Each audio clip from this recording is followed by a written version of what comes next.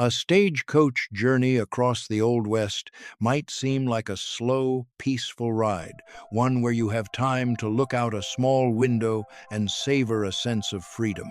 But the reality begins in a completely different way. There's no music, no sweeping scenery unfolding before you, only a sealed wooden cabin where the air quickly grows so heavy you can feel every breath of the person beside you. When the door shuts and the wheels begin to roll, you're not stepping into a journey, but into a multi-day trial where every jolt drives your entire body closer to its limits. And what people remember isn't the distance traveled, but the feeling of being trapped with no way out, while the journey continues as if your pain doesn't exist. And here are some things you didn't know. The first thing, the moment you step inside the stagecoach, the first feeling isn't the start of a journey. It's the sense of being confined in a space far too tight to exist comfortably. The ceiling sits lower than you expect. The gap between the seats is so narrow, your knees nearly press against the person across from you, and your shoulders keep brushing against those beside you every time the coach jolts. You try to adjust your position, leaning slightly, pulling your arms in, searching for something more comfortable.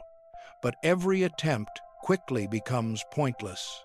Each bump in the road shifts everyone in the same rhythm, making the already limited space feel even more suffocating. It's not that the space changes, it's that your perception of it becomes increasingly compressed. After a short while, you realize you're no longer really sitting. Your body is locked into a position that's difficult to change, where even the smallest movement affects someone else. You begin to limit your movements, not because you want to, but because you have no other choice. The discomfort doesn't arrive all at once. It builds. What starts as tightness turns into pressure and slowly becomes something you can't ignore. Your back presses against the hard wooden frame, your knees are forced forward, and every point of contact reminds you that you're held in a space that doesn't allow rest. Gradually, you react less. Not because things get easier, but because you no longer have the energy to respond to every small jolt. You stop trying to improve the situation, stop searching for comfort, and begin to accept your current position as something fixed. And just when you think you've adapted, the coach suddenly hits a rougher stretch of road. A sharp jolt throws everyone forward before snapping them back. The pain doesn't just intensify, it reminds you of something even clearer. You have no control over anything in this space. The second thing, as your body gradually adapts to the cramped space, another change begins to emerge slower but more noticeable: the air inside the stagecoach. At first, it just feels slightly heavy, like a closed room with too many people. But as time passes, that sensation becomes more defined. Sweat starts to gather on your skin, soaking into your clothes, mixing with the fine dust drifting in from outside, creating a sticky discomfort you can't get rid of. There's no water to wash your face, no space to change clothes, and no break long enough for your body to truly recover. You remain there, but slowly drift away from the sense of cleanliness you once took for granted. The smell in this space doesn't come from a single source. It's a blend: human bodies, road dust, aged wood, and the lingering traces left behind from previous yatrinis. At first, you can still distinguish each layer, but over time, they merge into something inseparable and unavoidable. You turn your face away, trying to breathe more lightly, even holding your breath for a few seconds. But it doesn't last. Your body still needs air, and you have no choice but to keep inhaling what has already been used again and again. Then, a shift begins to happen, not in the environment, but within you. You notice the smell less, react less to the dampness on your skin. Not because things improve, but because you're adapting. What once felt normal now becomes a luxury. You stop trying to return to your previous state and begin accepting the current one as part of the journey. But just when you think you've gotten used to it, the coach jolts again. A thin layer of dust slips through the cracks, settling over everything. And in that moment, you realize, no matter how quickly you adapt, this environment always changes faster than you. The third thing, as your body and senses gradually adapt to the confined space and environment inside the stagecoach, another change begins to emerge, harder to notice, yet more profound. The way you perceive time. At first, you're still aware of each passing moment. You can estimate how long you've been sitting, still holding on to a familiar sense of time's rhythm. But as time goes on, those markers begin to fade. There's no clock, no clear activity to divide the hours. Everything around you repeats almost identically: the steady roll of the wheels, the constant jolts, the breathing of those beside you, and the unchanging discomfort that stretches on without relief. Without variation, your mind slowly loses its ability to measure time accurately. An hour can feel like many, yet entire stretches pass without you even noticing. You try to look outside for signs, but the landscape offers nothing, just empty, repeating roads with no landmarks. Nothing tells you that you're getting any closer to your destination. Gradually, it no longer feels like you're moving through space, but rather being held inside a stretch of time with no clear end. Your body begins to respond in its own way. The exhaustion doesn't come from a single moment, but from the continuous extension of discomfort. You can't truly rest, can't fall into deep sleep, and just when you think you've adjusted to the rhythm, a sudden jolt pulls you back again. Some people grow quiet, retreating into their own thoughts. Others try to observe their surroundings to stay alert, but eventually lose focus when nothing changes enough to hold their attention. Different reactions, but the same result: everyone is drawn into a seemingly endless flow of time. It's no longer divided into clear units, but becomes a blurred current where everything blends together. And when you finally accept that, you begin to understand something deeper. The greatest challenge isn't the distance ahead, but continuing to exist within a span of time you can no longer measure. The fourth thing. If you think the discomfort only comes from sitting too long, then after just a few hours, you begin to realize the real problem lies in how the coach moves. The road beneath is never smooth.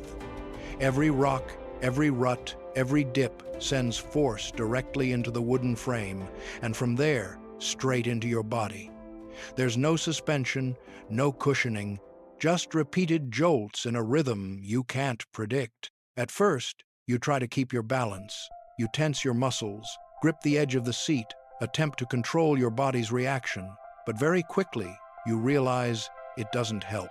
The movement comes suddenly, stronger than expected, and repeats often enough to make every effort meaningless. Each time the wheels hit a rough patch, your body is lifted from its position and slammed back down almost instantly. Your back hits the wooden frame behind you, your head snaps forward, your shoulder bumps into the person beside you. It all happens fast, relentless, without giving you time to prepare. In the beginning, you can still distinguish between lighter and stronger jolts, but over time, everything blends into a constant state of shaking. It no longer feels like separate impacts, but a continuous pressure with no pause. The pain doesn't arrive in a clear way either. It starts in small points: your back, your neck, your shoulders, then gradually spreads. It's not a single sharp pain that forces a reaction, but the accumulation of hundreds, thousands of impacts.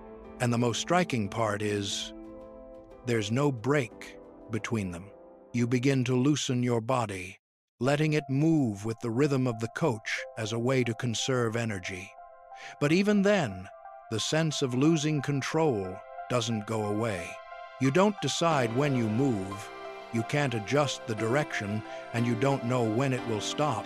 That impact doesn't just intensify the pain, it reminds you of something even clearer. You never truly adapted to this movement. You're just enduring it, while it can always get worse at any moment.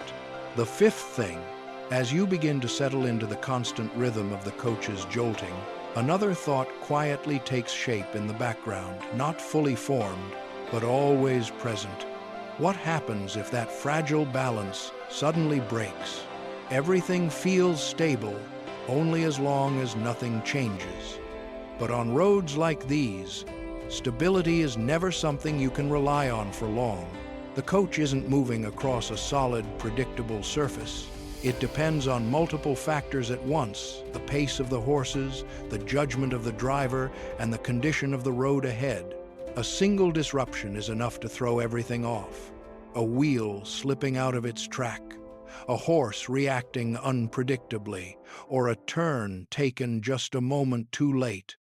Any one of these can collapse the system in an instant. You don't need to witness an accident to feel its presence. It shows itself in small signals: the slight tilt of the coach over uneven ground, the sharper vibration of the wheels over loose stone, the brief glances exchanged between passengers when something feels off.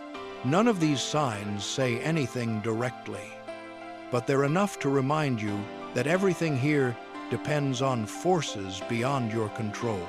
And when an accident happens, it doesn't unfold gradually. There's no warning, no time to prepare, just a sudden movement, more violent than anything before, strong enough to pull your body out of position, throwing you forward or sideways. In a space already too confined, every limit instantly becomes a risk.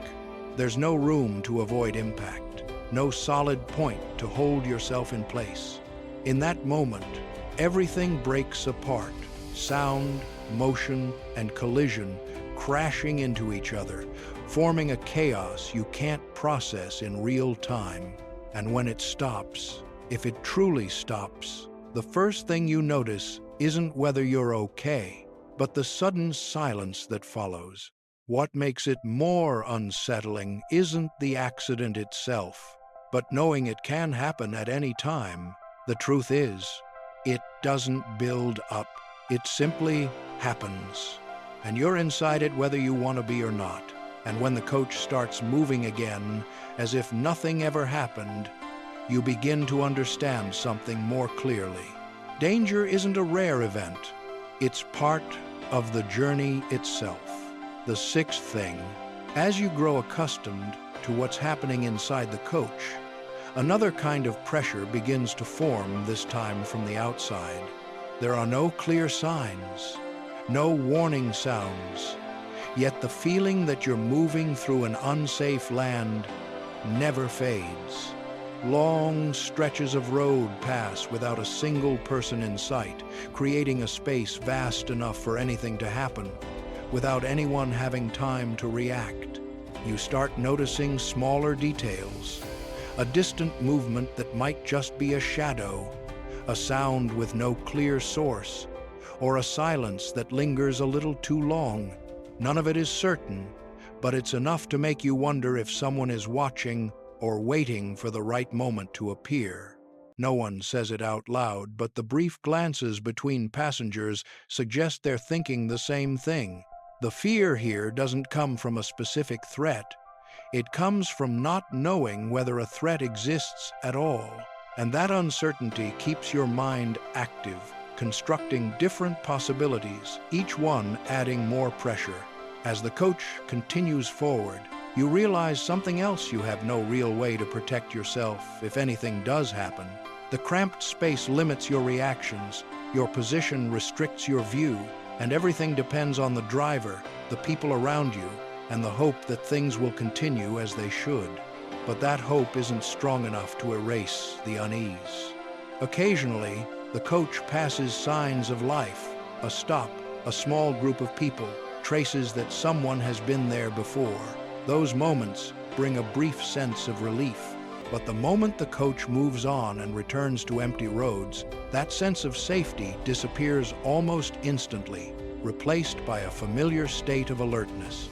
You begin to listen more closely, trying to separate each sound, the wind, the wheels, the rhythm of the horse's hoofs. But the more you listen, the more you realize most of it carries no clear meaning. Everything blends together, making it difficult to tell what's normal and what isn't. Some people try to stay calm by not thinking too much, but that's not easy when there's nothing else to focus on. No distraction, no escape, just you, sitting there, continuing the journey while your mind returns to the same unanswered question. Is something waiting ahead? And even when nothing happens, the fear still leaves its mark. It wears you down over time, making each passing hour feel heavier. You don't need to face danger directly to be affected by it. Just living with the possibility that it might happen is enough to change the entire way you experience the journey. The seventh thing, if you think what happens inside the coach is already harsh, give it a few more hours and you'll realize the outside environment has an even stronger impact. The weather doesn't stay outside the journey. It seeps in through every small opening, through the wood, the fabric, the gaps you can't seal. There's no real insulation, no complete protection, just a thin barrier between you and nature. When it's hot, the air inside quickly turns suffocating. The heat doesn't come only from the sun, it builds from the bodies pressed close together in a confined space. There's no airflow, no way for it to escape. The warmth accumulates, growing heavier, making it feel like you're trapped in a space with no exit. Sweat forms faster, running down your back, soaking into your clothes, creating a damp, clinging layer you can't do anything to relieve. But when the temperature drops, things don't become easier. Cold air slips through the cracks, touching your skin directly. There's not enough protection to keep you warm, and as your body grows more exhausted, your ability to resist weakens. Your muscles begin to tighten, becoming stiff, and every jolt makes the sensation more pronounced. Then, when rain arrives, the journey changes entirely. The road becomes slippery, the wheels harder to control, and the movement turns heavier, less stable. Mud clings to the wheels, slowing the pace while increasing the vibration. Inside, the air turns damp and cold. Clothes don't dry, moisture lingers, creating a persistent chill. There's no way to avoid it, no way to dry off, only the need to keep sitting there as conditions gradually worsen. What makes the weather so difficult isn't just its intensity, it's the fact that you can't escape it. You can't stop when it gets too hot. You can't find shelter when the rain falls hard. You can't adjust the environment to match your body. You can only keep moving, while conditions continue to shift beyond your control. Gradually, your body responds more clearly. Prolonged heat drains you, leaving you dehydrated and weak. Extended cold forces your body to burn energy just to stay warm. Every small change in the weather builds up, forming a continuous pressure. And in that moment, you realize something with complete clarity. No matter how quickly you adapt, nature is always the one in control. The eighth thing, after hours confined in a cramped space, enduring constant jolts and ever-changing weather, your body begins to respond more clearly. Not with a sudden burst of pain, but through a gradual decline, as if your energy is being drained little by little, with no chance to recover. At first, you still have enough strength to adjust your posture, to search for a slightly less uncomfortable position, to keep yourself alert. But over time, those efforts begin to fade. Your muscles start to ache not from a single forceful movement, but from being held too long in the same position. Your back stiffens, your neck grows heavier, and every attempt to shift only relocates the discomfort. it never truly disappears. Dehydration doesn't arrive immediately, but its effects build quickly. Heat, stale air, and constant motion push your body to expend more than usual. Your throat dries out, your breathing feels heavier, and your focus begins to slip. You're still aware of everything, just not as clearly as before. Sleep, if it comes at all, brings no real recovery. You might close your eyes for a few minutes, but every jolt pulls you back. There's no stretch of time long enough for true rest, and as exhaustion deepens, everything grows heavier. It's not just your body that tires, your mind begins to slow as well. You notice changes in others too. Some grow quieter, less responsive, sometimes sitting still as if they've withdrawn from everything around them. No one needs to explain it, you understand. This isn't normal, but there's no way to change it. The coach keeps moving, and the journey doesn't pause just because someone has reached their limit. Gradually, you come to understand that the human body has limits, but this environment doesn't recognize them. It keeps applying pressure, extending fatigue, forcing you to exist beyond what feels naturally sustainable. The change doesn't happen all at once. It shows itself in small details. You move less, adjust less, and no longer react as strongly to the jolts or the shifting conditions. Not because they've stopped affecting you, but because you no longer have the energy to respond as you once did. And then, in a quiet moment, you realize something unsettling. You're no longer comparing your current state to how it felt in the beginning. You're no longer thinking about comfort, only about holding on a little longer. That's when you understand your body isn't just weakening, it's changing the way it responds to everything around it. The ninth thing, as the journey stretches on and exhaustion becomes visible on every face, something else gradually becomes clear. Not everyone inside the coach experiences it the same way. The space is the same. The conditions are the same. But the pressure is not evenly distributed, especially for women and children who carry additional strains. This environment was never designed to accommodate. For women, the difficulty isn't only the cramped space or the physical fatigue. It's the complete absence of privacy. In a setting where people sit shoulder to shoulder, every movement is visible. Adjusting your posture, trying to rest, or simply finding a quiet moment becomes nearly impossible.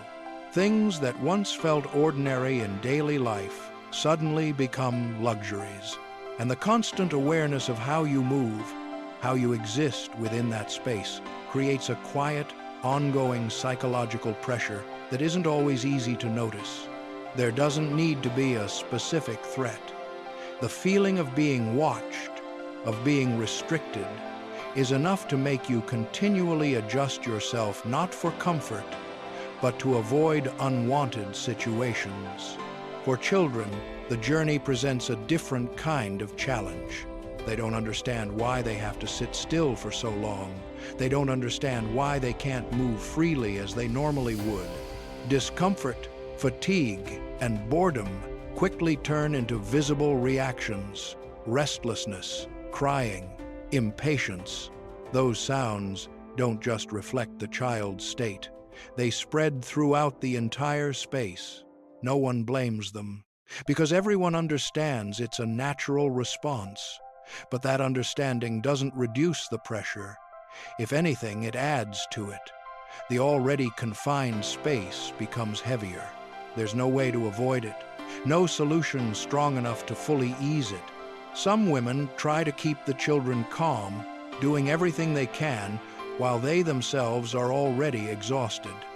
But those efforts don't always work, and when they don't, a sense of helplessness begins to set in, not because they aren't trying, but because the conditions don't allow things to become easier. What stands out isn't just the presence of hardship, but how it is distributed. Within the same journey, Some people carry more simply because of who they are. The space doesn't change, but the experience within it does. And as you observe more closely, you begin to understand something deeper. This journey doesn't create differences. It reveals the ones that were already there. In a space where everything is compressed, time, distance, people, every form of pressure is intensified in ways no one can escape. The 10th thing.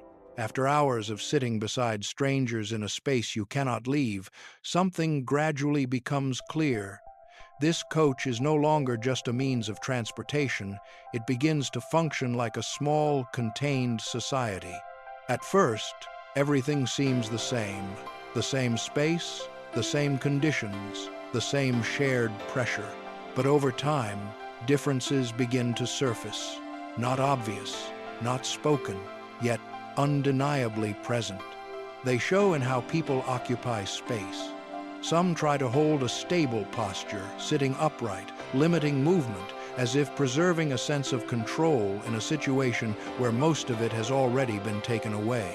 Others are forced to constantly adjust, shifting, yielding space, changing position to accommodate those around them, even if it makes them more uncomfortable.